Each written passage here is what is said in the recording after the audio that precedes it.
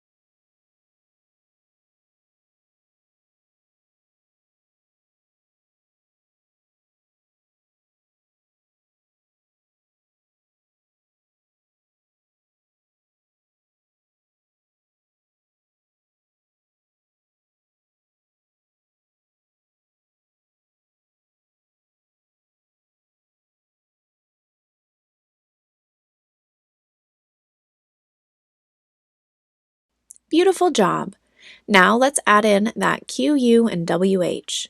Like I said, the word and definition for digraph doesn't match for this QU pairing. So I have created something that has been wildly helpful for my literacy learners. Meet QU, the best friends forever and ever. They are always together and never apart. And WH, well, they're best friends sometimes.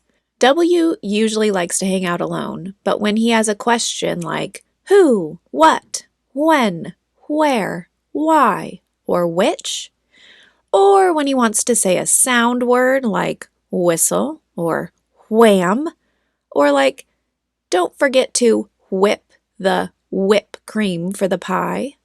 So WH is kind of easy to remember, so it just comes together to say that W sound. Some programs teach it like it's saying ha-wa to overemphasize, but realistically, and to make it less confusing, it just says wa. So when decoding and you see the word which, like in the sentence, which dog do you like best, we wouldn't decode wa-itch.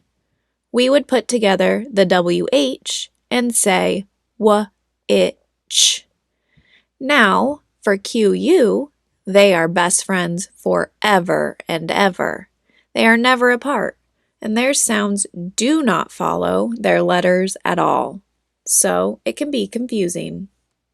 QU comes together to say qua, so you hear a k sound and a w sound together, like in queen. This is technically going to go on one sound line or in one sound box and written as a Q and a U. Now remember, U in this case is not the vowel in the word. You still need a vowel because every word, every syllable has a vowel. So in words like quit or quack, the QU is the first sound in both of those words. Keep them together. When segmenting and spelling the word quit, I would go qua-it and spell Q-U-I-T. For quack, I would segment it as qua-ak and spell Q-U-A-C-K. Great job! Now let's try decoding some of the following words for practice.